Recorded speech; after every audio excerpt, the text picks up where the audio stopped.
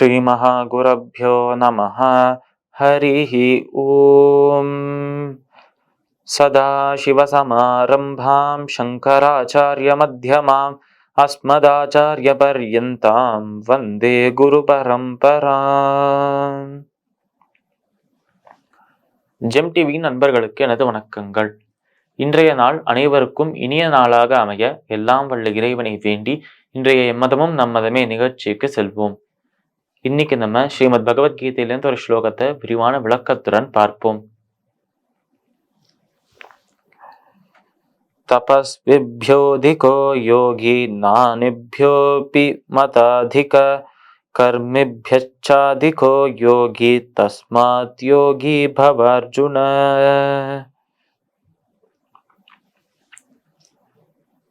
இந்த ஸ்லோகம் ஸ்ரீமத் பகவத்கீதையின் 6வது அத்தியாயமான ஆத்ம சம்யம யோகத்தின் 46வது ஸ்லோகம்.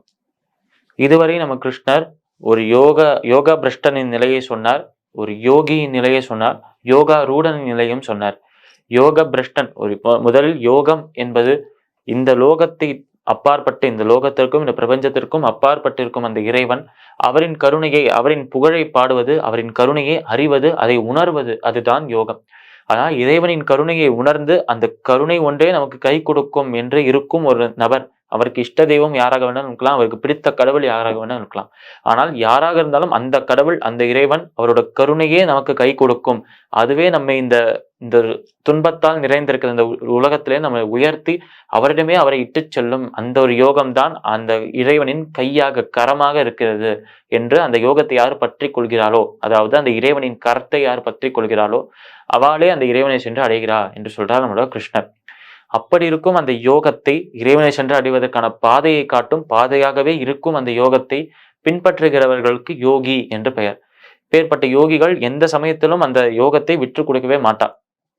ஆனால் இந்த யோகிகள்ல சில பேர் அந்த யோகத்தை பின்பற்றி ஏதோ ஒரு காரணத்தினால் அந்த யோகத்தை நழுவி போயிருப்பா. அவர்கள் தான் யோகா ரூடர்கள், அவர்கள் தான் யோகா பிரஷ்டர்கள். இதுவே அந்த யோகிகளானவர்கள் அந்த யோகத்தை பின்பற்றி அந்த யோகம் அவளோட வாழ்க்கையில ஒரு பகுதியாகவே மாறிவிடும், அந்த வாழ்க்கையாகவே மாறிவிடும். அதனால் அந்த யோகத்தை பின்பற்றுவதற்கு பகவானை சென்று அடைவது ஒன்று மட்டுமே லட்சியம், வேறு எதுவுமே வேண்டாம் என்று உலகத்தையும் உலகத்தில் இருக்கிற பந்தங்கள் முழுதும் அறுத்து விட்டுட்டு அதை எல்லாத்தையுமே கட் பண்ணிட்டு அந்த இறைவன் தியானத்திலே இருக்கிறார்களே, அப்பேற்பட்ட மகான்கள் அவாதான் யோகா ரூடர்கள். இந்த 3 பேரை பத்தியும் சொல்றார். யோகா பிரஷ்டன், யோகி, யோகா ரூடன், இந்த 3 பேரை பத்தியும் சொல்றார் நம்மளோட கிருஷ்ணன்.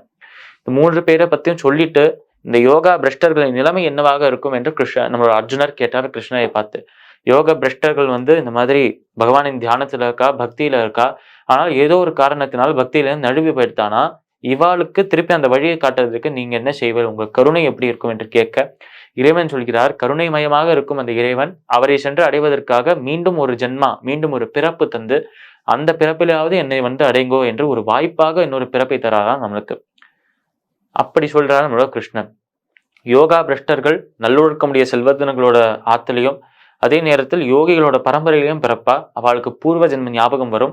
அந்த பூர்வாபியாசம், அதாவது பூர்வ ஜென்மத்தில் அவ யோகிகளாக இருந்து செய்த அந்த ஒரு தவம் எல்லாமே, தவம் பக்தி எல்லாமே அவளுக்கு ஞாபகம் வந்துடுது என்றால் அந்த சமயமே போன ஜென்மத்தை வேஸ்ட் பண்ணிட்டோம், வீணாக்கிட்டோம், இந்த ஜென்மத்தையாவது முழுமையாக பயன்படுத்திக் கொள்ளணும் என்று யோசிப்பாளாம் அவ. இப்படி இருக்கும் யோகிகள், இந்த ஸ்லோகத்தில் நம்ம கிருஷ்ணர் சொல்வது, இப்படி இருக்கும் யோகிகள் தவம் செய்வர்கள் என்று சொல்லுவோம். சில பேரை தபஸ்விகள் என்று சொல்றோம். இன்னும் சில பேரை ஞானிகள் என்று சொல்றோம், ஞானத்தை உடையவர்கள் என்று. மூன்றாவதா இருப்பவர்கள் கர்மாவை ஆசைப்பட்டு செய்பவர்கள், அதாவது இந்த ஒரு விஷயத்தை செய்தால் இதுல எனக்கு இந்த பலன் வரும், அதனால் அந்த பலன் மீது ஆசை கொண்டு கர்மாவை செய்பவர்கள். இந்த 3 பேரை காட்டிலும் உயர்ந்தவர்கள் என்று சொல்றார் கிருஷ்ணர். முதலில் தபஸ்விகள் என்றாலே தவம் செய்பவர்கள் என்று அர்த்தம். கடுமையாக உடலையும் மனதையும் கட்டுப்பாட்டுல வச்சுக்கணுங்கிறதுக்காக பெரும் பரீட்சைகளுக்கு உடலை ஆளாக்குவாளாம் இவ. இப்படி இருக்கும் தபஸ்விகளை காட்டிலும் இந்த யோகிகள் சிறந்தவர்கள் என்றால் இவாளை விட முன்பாகவே இறைவனை சென்று அடைந்துள்ளார்கள் இந்த யோகிகள். அதனால் தவம் செய்வது என்பது சில பேருக்கு அது பொருந்துவதாக இருக்கும், பல பேருக்கு அந்த தவம் என்பது ரொம்ப கஷ்டமாக இருக்கும் செய்வதற்கு. அதனால் தவத்தை செய்தால்தான் பகவானை சென்று அடையணும் என்ற அவசியம் இல்லை, யோகத்தை பின்பற்றுங்கள் என்று சொன்னார் கிருஷ்ணன். இரண்டாவது, ஞானிகளை காட்டிலும் சிறந்தவர் என்று சொல்றார். பக்தி உடைய ஒரு பக்தனையும், பக்தியே இல்லாமல் ஞானம் மட்டும் பேச்சு மட்டுமே இருக்கிற ஒரு ஞானியும் எடுத்துக்கொண்டால் பக்தன் தான் ஜெயிப்பான்.